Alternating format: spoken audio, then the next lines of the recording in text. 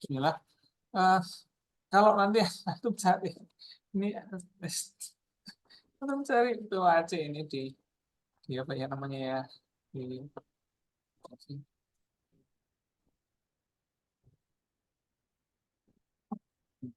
POAC terus George Terry misalnya. Itu isinya orang Indonesia semua yang bahas. Orang Indonesia. Saputra itu orang Indonesia. Indonesia. Beneran nggak sih POAC itu ditemukan oleh John Terry? Itu jadi orang meragukan. Karena nggak ada referensi Inggris yang ngomong kayak gitu. Mosok terkenal John Terry nggak ada referensi Inggris yang ngomong kayak gitu. Kan aneh kan coba. Itu tuh satu tuh. Ya kan? Nah, makanya eh, apa namanya? Ini kita ngomong apa namanya gitu. Kita mesti nyari alternatif teori untuk kita bicara soal ini. Ya. Oke, nggak apa. Antum bisa aja tetap nulis itu. Cuman antum konfirmasi. Beneran nggak sih? Nah, maksudnya beneran itu baru nanti di dalam diskusinya nih antum sampaikan apa ya. Jadi konsep POAC ini aja antum dapatnya dari cendekia. Ini Iya, nggak ada yang antum dapat dari orang orang aslinya atau John Terry-nya juga. Ini kan ya emang bener bukunya ini ya bener aja. Cuman ini nih ini masih menjadi misteri. Beneran nggak sih dalam fungsi dasar manajemen tuh emang POAC? Itu, itu tuh satu yang masih misteri itu.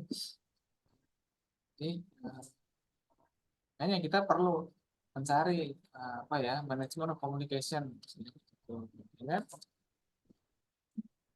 Misalnya loh ya, misalnya. Atau apa namanya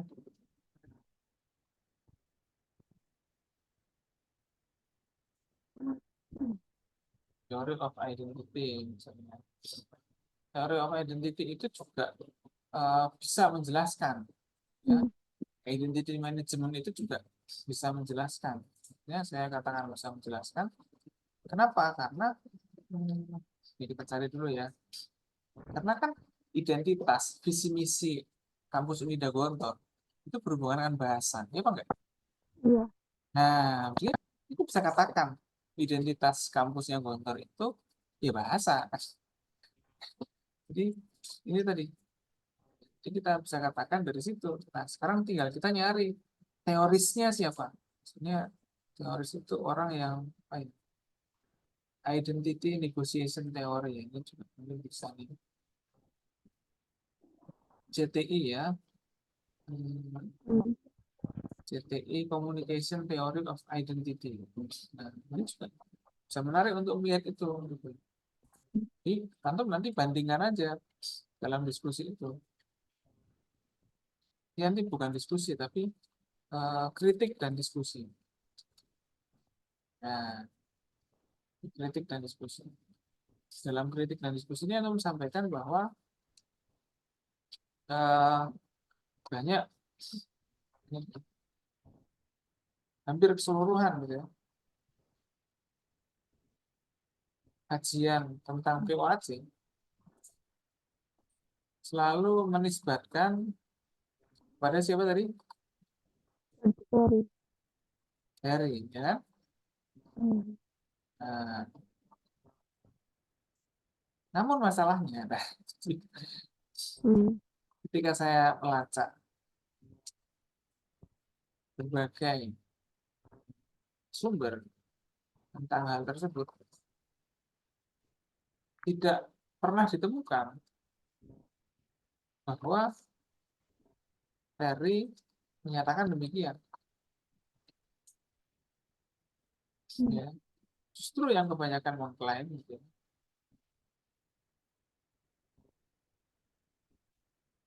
adalah eh, apa namanya sumber dari Indonesia hmm, itu ya sebagaimana yang saya jabarkan di atas bahwa kebanyakan kutipan yang menegaskan ya atau meneguhkan dari sebagai penggagas UAC lebih mayoritas ini berasal dari atau seluruhnya, katakanlah seluruhnya. Kenapa seluruhnya? Memang seluruhnya. Ini nggak ada POAC. Walaupun nanti kita kayak gini kan ya. Gini aja nggak ada. Adanya ketemunya bahasa Indonesia semua. Tapi lain dengan punyanya Bella, misalnya social construct of reality. Social construction of reality.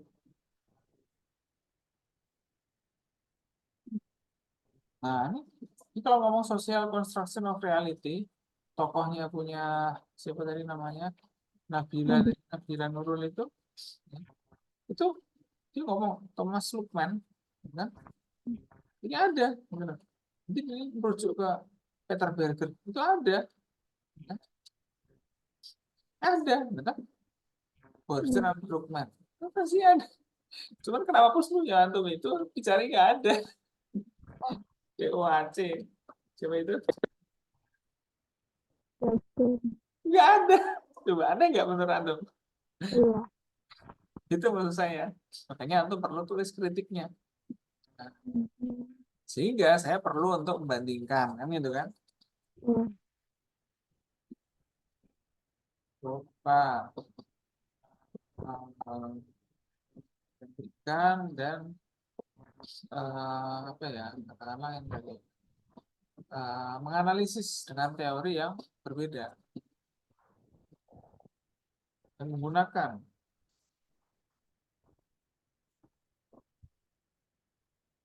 alternatif dalam melihat unsur yang masih terkait, gitu ya,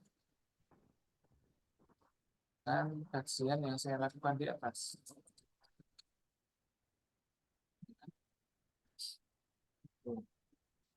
Nah, POAC di atas, gitu ya, tidak banyak menyinggung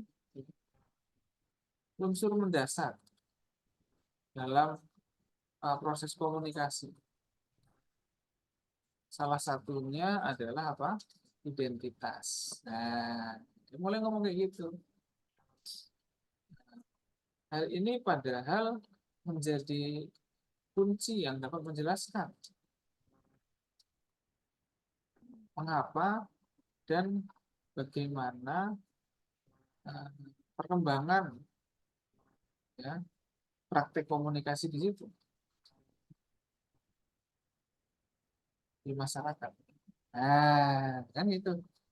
Nah, salah satu teori yang terkenal dalam menyoroti itu fenomena tersebut adalah apa tadi yang kita temukan tadi namanya teori Teori identity. of identity. Nah, ada nih. Nah, istilahnya siapa ya? Istilahnya siapa yang menemukan kita juga nggak tahu. Ya. Makanya gini, ini kita browsing di sini. CTI, wah CTI ini siapa nih? Ada nggak penemunya? Michael Heck mungkin? Nah, kita lihat dulu. Iya, betul. Bisa aja nanti ini ngambil dari mana? Oh ini nih mungkin ini referensinya dari sini. 2002 ini yang paling tua.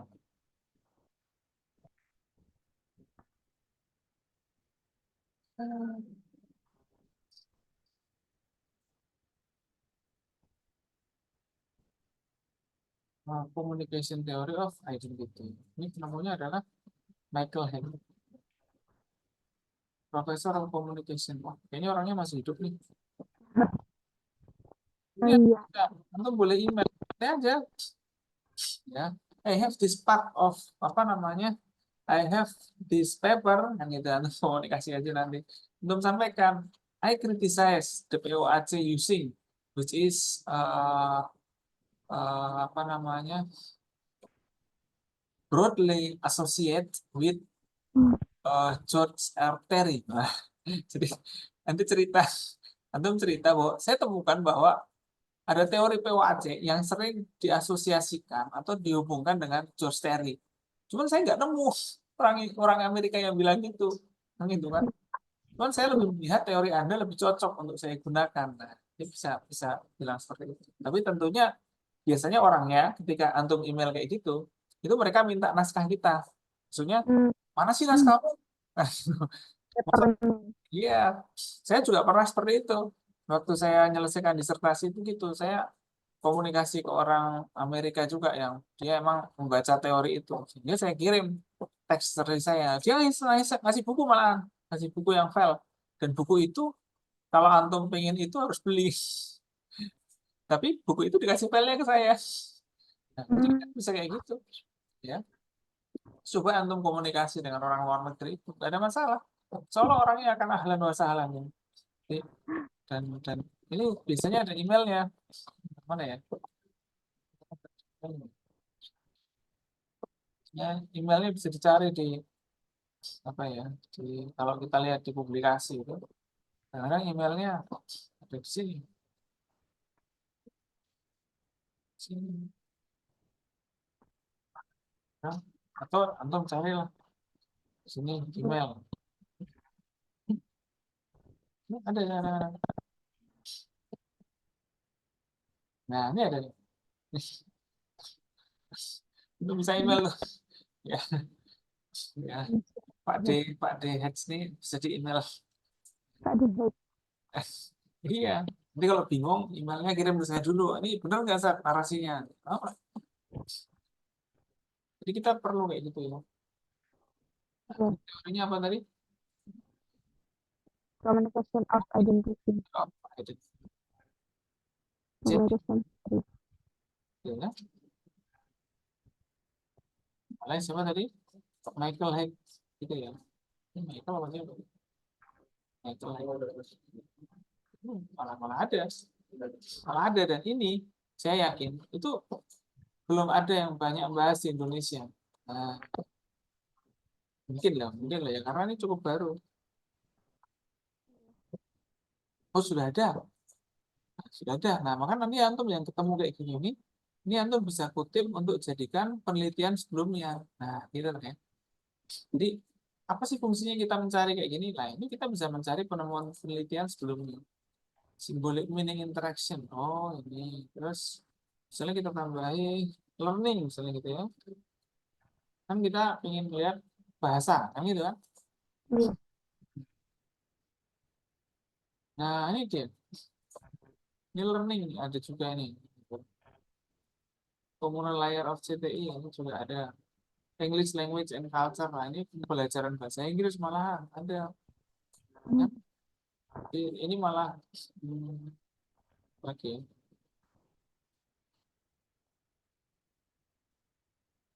Ini Malaysian kampus ini dalam pembelajaran juga. Ternyata banyak teori ini digunakan dalam pembelajaran. Nah, ini language choice. Nah, ya, ini ada apa namanya bahasa-bahasa yang digunakan. Ternyata teori ini malah digunakan dalam identitas bahasa.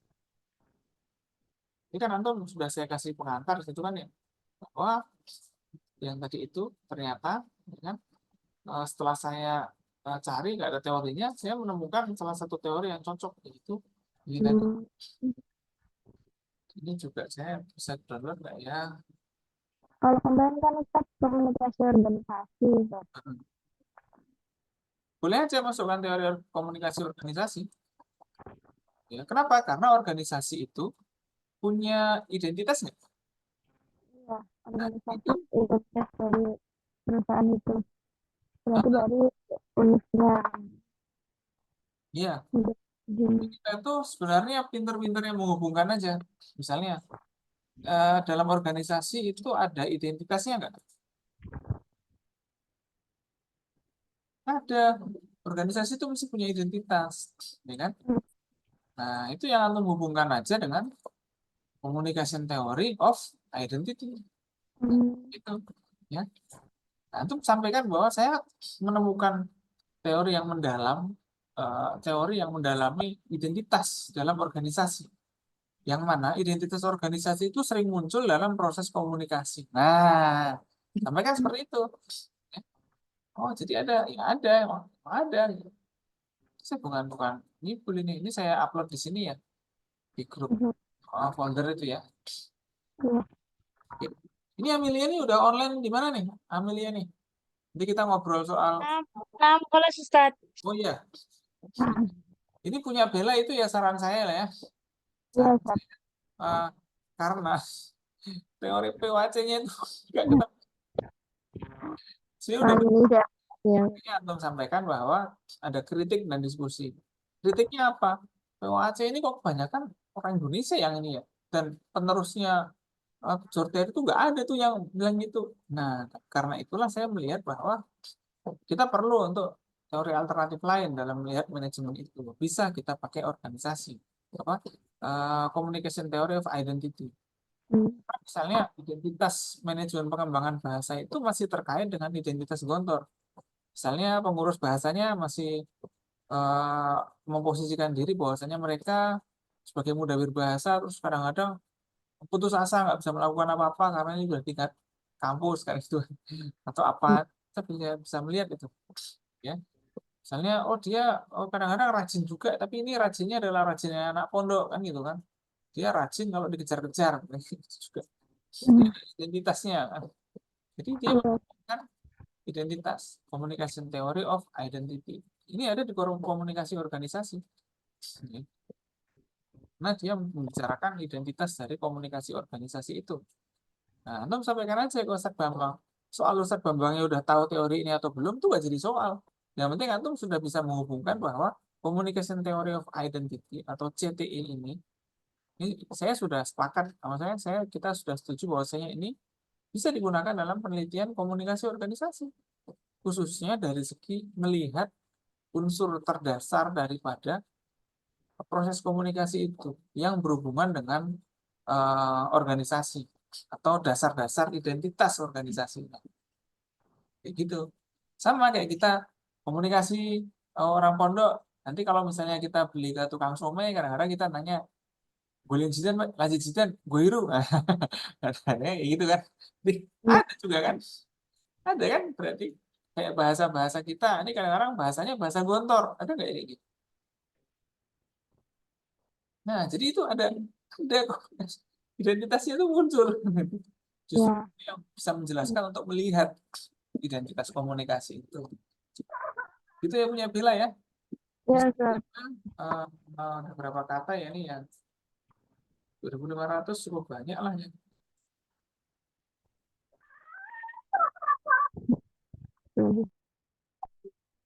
Ada memelihara hewan atau gimana? Ada yang tertawa. Oh, ada yang tertawa. Tapi bukan sesuatu yang gaib ya. Bukan. Di kompat gitu. Terus ya oke lah. Kita inilah ya. Punya Bellanya udah oke.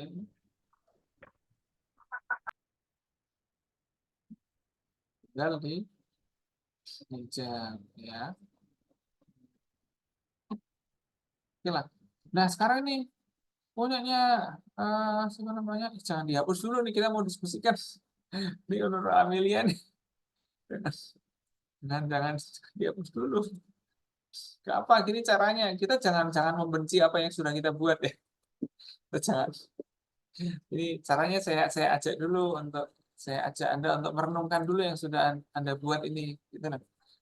Nah, apa namanya? Antum ini kan teori menggunakan teori Laxwell, ya. Antum mau melihat apa dulu? Tadi kan antum pengennya ya pengaruh ke penggunaan kepuasan terhadap perilaku ketergantungan, perilaku ketergantungan. Anak udah, Ustadz Afwan, Ana udah upload yang baru Ana bikin Ustadz. Oh iya, mana coba lihat. Di linknya udah Ana upload Ustadz. Ini nih ya. Karena saya dari kemarin ngerjain yang itu, Ustaz. Oh, ini toh. Nah, ini penggunaan dan kepuasan terhadap perilaku ketergantungan. Pengaruh penggunaan dan kepuasan. Ini teori apa ya? Uses and gratification, Ustaz. Sudah kutukan. Sudah saya tebak nih teorinya masih ini. Jadi gini ya, teori ini sudah banyak banyak dipakai. Ya bukan jelek sih, tapi ya itu tadi. Ya karena terlalu banyak dipakai teori ini, akhirnya orang jadi susah menemukan mana yang baru. Gimana Kak? Aman. Makanya Kameranya banyak tapi anak nggak bisa buka, tolong bukain. teori ini perlu dibandingkan dengan teori yang lain. Misalnya Apa everyone punya ya dibandingkan dengan TPB misalnya ya. Teori of Plants Behavior. Nah, pernah dengar nggak TPB? Kan barusan dengar ya kan? TPB, Theory of Plant Behavior. Apa kira-kira bentuk teorinya? Ini saya, kalau antum mau nyari ini menarik teori of plant. diajarin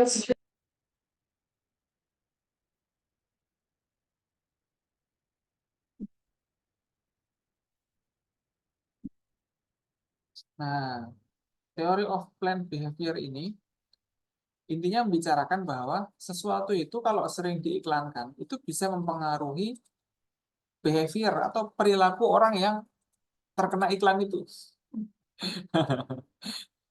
Paham nggak? Ini bukan user gratification, bukan. Ini memang mirip-mirip dengan itu. Jadi, ini mirip-mirip dengan itu, cuman dia beda. Bedanya apa? Nah, bedanya itu kalau kalau di sini kan user gratification kan sering apa namanya ya aktif ya kan gitu kan. Aktif habis itu ada ketergantungan kan gitu kan. Antum udah paham belum itu teori user gratification sebenarnya? Aktif terus ketergantungan kan. Insya Allah paham, Ustaz. Ya, Paham di jadi ada kebutuhan kan gitu kan. Nah, kalau teori plan behavior itu nggak kayak gitu. Plan behavior itu mempengaruhi apa namanya? Mempengaruhi nilai dari orang itu misalnya dia suka nonton apa ya? Nonton masakan-masakan. Sehingga habis itu dia terplan untuk membuat konten masakan atau minimal dia ikut masak-masak yang enak. Itu ya. Ya, itu sama kayak misalnya seseorang ketika masih kecil sering ditanya cita-citanya jadi apa? Pilot. Oke. Nanti ketika dia SD sering dibeliin mainan pesawat. Habis itu dia sering diajak nonton pesawat terbang. Habis itu dia disekolahkan di sekolah kedirgantaraan. Habis itu dia ayahnya juga pilot. Nah, lama-lama dia jadi pilot. Plan behavior. Itu, itu jadi orang kayak gitu. Ya. Nah, sama dengan ini mirip dengan user gratification, tapi user gratification ini cuma menjelaskan harapannya aja, meskipun nggak sesuai ekspektasinya.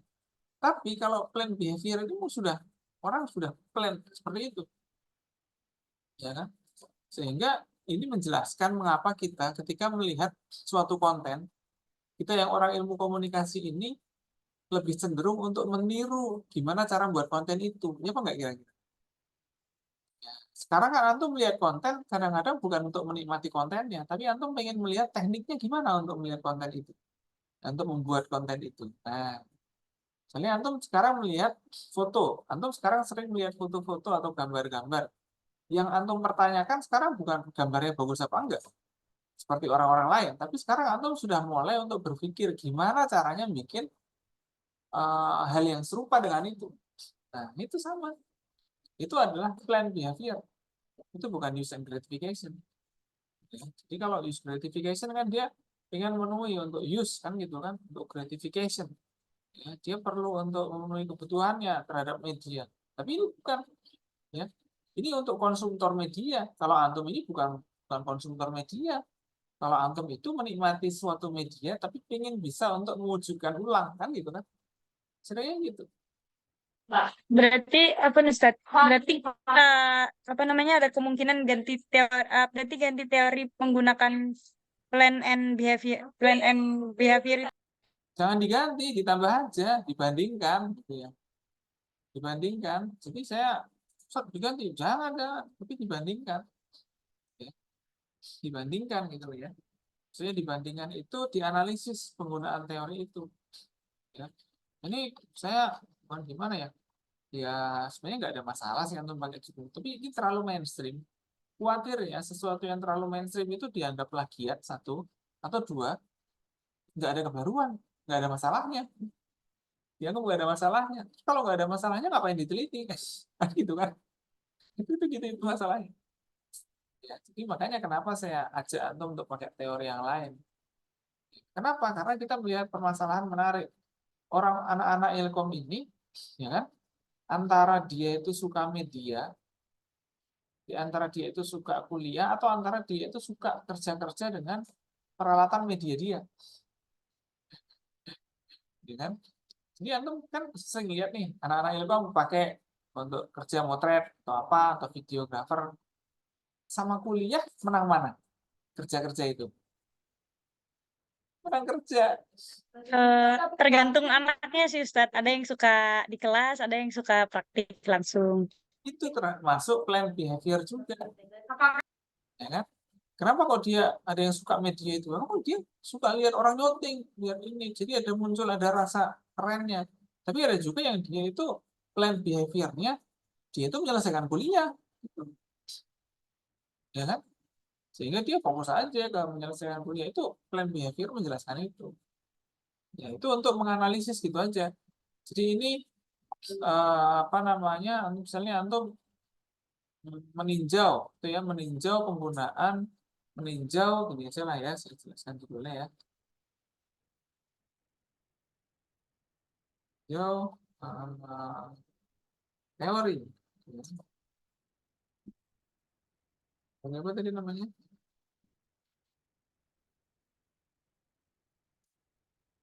Dalam apa ya?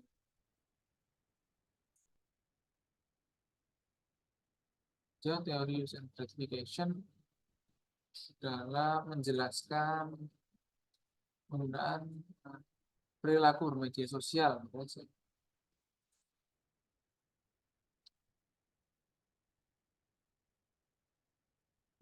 Melalui teori of planned behavior. Jadi dia antum mengulas atau meninjau. Meninjau itu antum dengan perspektif atau dengan teori. Ya. Use and gratification pendahuluannya antum harus ngomong langsung use and gratification. Uh, sudah sangat mainstream gitu ya untuk dijadikan alat ukur dari uh, sarana menjelaskan gitu ya, menjelaskan fenomena perilaku bermedia sosial. Permasalahannya, apa permasalahannya? Apakah penjelasan itu 100% menunjukkan, kan itu kan, menunjukkan atau hanya sekedar gejala aja, menunjukkan masa depan orang itu atau gejalanya, atau benar-benar bisa mencari lebih dalam, menggali lebih dalam, kan itu.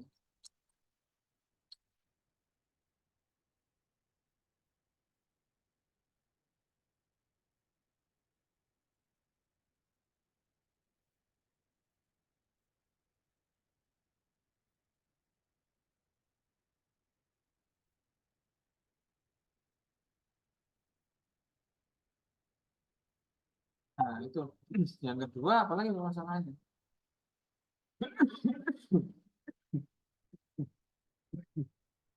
Karena teori ini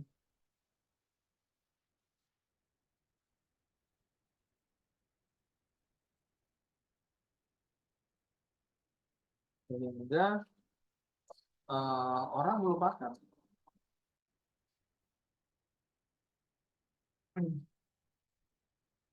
bahwa teori ini sejatinya bisa saja mengalami apa ya namanya kejenuhan, gitu kan.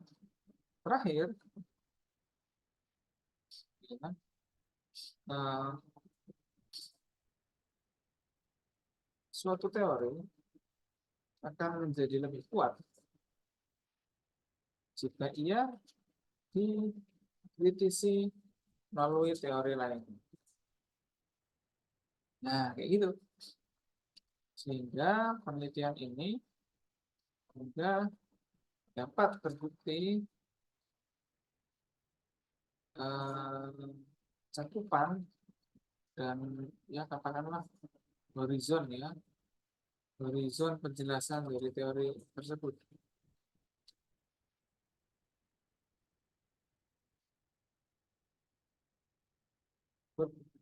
Um, dan kredibilitasnya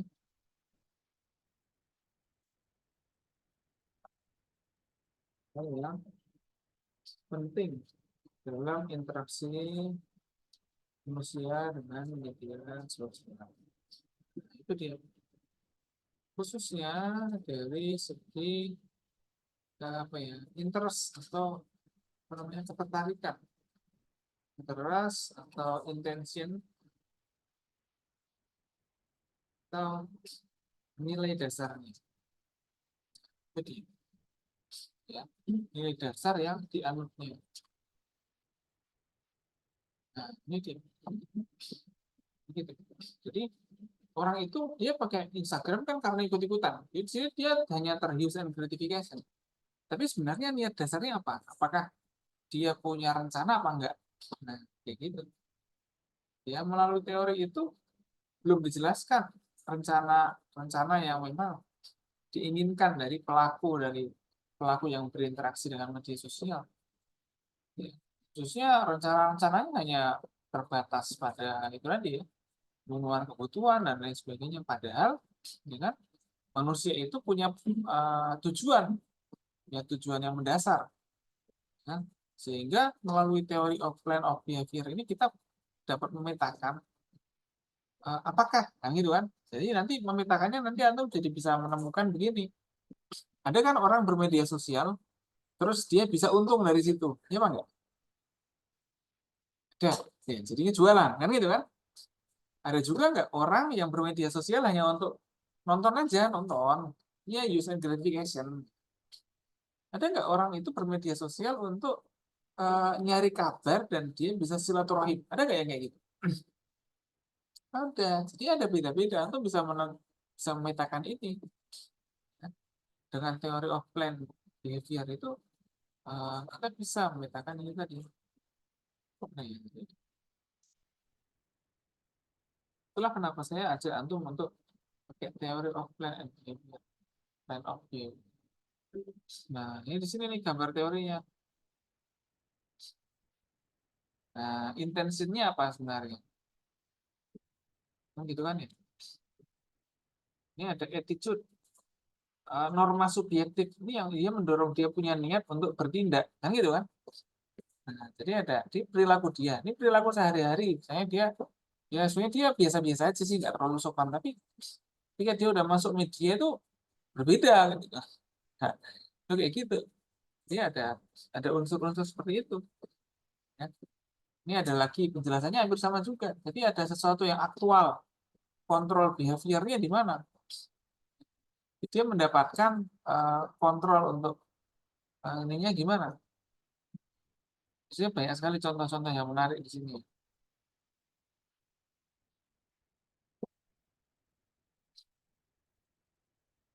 Teori plan of behavior itu dia menjelaskan permasalahan-permasalahan yang mendasar dari banyak nih.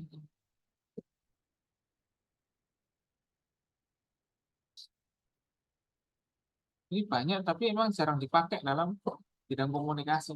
Maka nggak apa, nanti saya bimbing juga. Ya, saya akan bimbing ini dalam khususnya untuk menuliskan teori ini dan bagaimana menggunakan teori ini menjadi satu bagian untuk mengkritisi use and gratification tadi. Kan beda sini.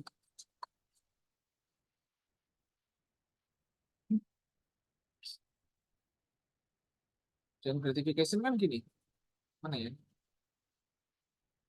Nah, dia nyari Dia hanya ke sana aja, dia nggak membentuk kembali orientasinya. Jadi dia hanya ke sono aja. Nah, jadi ada web usage satisfaction, tapi dia nggak bentuk lagi, nggak bentuk ke arah dirinya, kan gitu kan? Nggak bentuk kembali sama seperti ini. Kali ini kan dia bentuk lagi behavior control. Nah, kalau di sini enggak, dia hanya menjelaskan aja. Oh, ini ada ini dan lain sebagainya. Nah, katakanlah inilah gratification. Masih yang ini. Nah, ini dia. Use and gratification. Hanya kepuasan media aja. Bukan pada unsur-unsur yang lain seperti eh, dia bermedia sosial itu bagian dari niat dia apa enggak? Nah, itu dia. Kayak gitu. Sehingga kita bisa menjelaskan ada orang yang terlalai dengan media sosial, tapi ada juga orang yang tetap fokus meskipun dia dengan media sosial. Gimana cara menjelaskannya? Ya pakai teori itu tadi, planned behavior tadi itu. Ya. Sejauh mana attitude dan subjektif normanya itu dia bisa mengendalikan dia atau behavior kontrolnya sejauh mana? Nah, ini seperti ini. Jadi ada intentionnya, jadi ada niatnya. Ya, bukan kita ngukur niat ya, tapi ya memang kelihatan kan. Likulin mri'in mana kan gitu kan. Jadi orang mendapatkan apa yang dia niatkan. Kalau dia niatkannya hanya untuk kepuasan, ya dia nggak dapat apa-apa. Dia memuaskan di lewat media sosial kan gitu kan. Kalau media sosial itu menjadi sarana dia buat belajar, akhirnya orang bisa jadi mengikuti hal-hal yang ada di situ. Ya. Tapi bukan sesuatu yang nggak bermanfaat, malah ada yang banyak manfaatnya. Ini hanya bisa dijelaskan lewat, bukan hanya sih, ini salah satunya bisa dijelaskan lewat teori use and gratification. Jadi ya kira-kira ya. Ya, jadi ini kita menganalisis penggunaan dari apa tadi? Use and gratification, kan gitu kan? Pakai teori planned behavior. Jadi teori use and gratification ini belum sampai mengungkap niatan dan juga sejauh mana orang itu mendapatkan niatnya untuk bermedia, kan gitu kan? Sama seperti ustadz zaman sekarang ketika masuk media sosial dia nggak susah-susah followernya langsung banyak, kan gitu kan? Tapi kan niatnya emang dia bukan untuk nyari follower, dia mau nyari untuk dakwah, gitu. Jadi ini menjelaskan perilakunya sehingga ustadz-ustadz itu meskipun dia masuk ke media sosial, dia nggak terpengaruh oleh influencer yang joget-joget dan lain sebagainya. Dia tetap menyampaikan nilai-nilainya, atau dia tetap kelihatan sinambungan atau kelihatan apa ya, koheren dengan niat dia berdakwah, kan gitu. Ya. Nah, jadi itu kita menggunakan itu. Jadi kalau bingung kita diskusi aja. Sama juga dengan Villa ini, jadi saya akan diskusi terus bareng Antum supaya Antum itu dapat masukan juga. Ya, saya juga senang kalau Antum bisa nulis bagus, kan gitu kan. Ya. Kenapa ya? Itu saya juga apa namanya melihat, oh berarti Antum bisa nangkap apa yang saya sampaikan. Oh berarti kita bisa berhasil untuk mengajarkan anak-anak itu menguasai satu teori untuk melihat fenomena atau mengkritisinya. Ya. Jadi gitu aja ya yang bisa kita bicarakan Iya, siang ini ya. Sudah hampir 1 jam. Gak apa, ini sangat intensif sekali. Insya Allah kita, kalau misalnya minggu depan saya offline, kalau misalnya saya minggu depan saya offline, ini teman-teman ini kalau pagi jamnya sama siapa ya? Ustadz Ferry, Ustadz. Jam berapa itu? Sama Ustadz Ferry, Ustadz. Oh, Jam kedua jam Ustadz Ferry itu jam Ustadz Ferry jam berapa? kedua dan jam ketiga, Ustadz. Setengah 10 sampai jam 12. Oh, gitu ya. Ya, ya. Ya, moga-moga kita nanti punya inilah ya, punya timing lah ya. Misalnya kalau antum itu dapur buka jam berapa sih? Dapur jam 6. Jam 6. Misalnya, hanya misalnya loh ya. Misalnya kalau saya kapan-kapan bisa nyampe di situ. Kapan-kapan bisa nyampe di situ itu misalnya jam berapa ya? Katakanlah kita mulai kuliah jam 7 gitu. Bisa nggak kira-kira? Insya Allah. Agak ekstrim ya. Kita memang Soalnya nggak pernah masuk kelas pagi. nggak apa kalau misalnya kuliahnya harus di dekat asrama antum nggak apa kan antum asramanya di mana GP2 kan ya? Jadi kuliahnya kita di Istanbul aja. nggak Iya. apa-apa. Nah, jadi Aku sadar. kuliahnya bisa di Istanbul apa sekitar situ. Ya kan? Jadi emang ini biar cepat. Misalnya loh ya, hanya misalnya. Tapi ya emang saya nanya dulu. Kali aja emang bisa ya. Depan saya akan berangkat gitu. Ya, karena ini banyak sekali yang perlu kita selesaikan. Atau kalau enggak, kita pindah ke online malam atau bagaimana juga enggak ada masalah. Ya, yang penting ini bisa berjalan dengan baik. Itu saja yang bisa saya sampaikan pada siang hari ini. Intinya, eh, ini punyanya Nur Amelia ini ditambahkan aja ya. Nanti pelajari dulu teori plan behavior ini bagaimana. Kita akan mengkritisi application itu. Karena Usain Bolt terlalu mainstream dan dia tidak bisa menjelaskan kenapa kok anak pondok meskipun dengan medsos dia bisa sukses. Kenapa kok orang-orang itu ada yang sukses setelah bermedia sosial dan juga ada yang tidak, kan gitu kan. Nah, itu kita mau mencari penjelasannya dengan itu dan bukan hanya menjelaskan kepuasannya aja. Kepuasan, ini kepuasan, ketergantungan, enggak. Jadi orang yang misalnya dia berjualan, dia itu bermedia sosial untuk berjualan kan, dia ketergantungan nggak kira-kira sebenarnya. Nah, ini ketergantungan dengan profesinya bukan dengan medianya. Misalnya antum suka nge-review pakai Shopee affiliate misalnya gitu ya. Itu orang itu ketergantungan atau enggak sebenarnya? Kan tadi ada dua tingkat kan dalam bermedia kan. Ada yang dia kembali ke niat dia untuk bisa bermanfaat, ada juga dia yang hanya mengikuti dan menghabiskan waktu untuk stalking, untuk apa, untuk nyari isu baru, untuk sesuatu yang apa ya kebutuhan dia. Bosan ya. Baik, itu saja. Terima kasih. Kita tutup dengan bacaan hamdalah. Alhamdulillah. Amin. Subhanakallahumma wa bihamdika asyhadu an la ilaha illa anta astaghfiruka. Assalamualaikum warahmatullahi wabarakatuh. Waalaikumsalam warahmatullahi Waalaikumsalam wabarakatuh. warahmatullahi wabarakatuh. Nasyurukum Ustaz.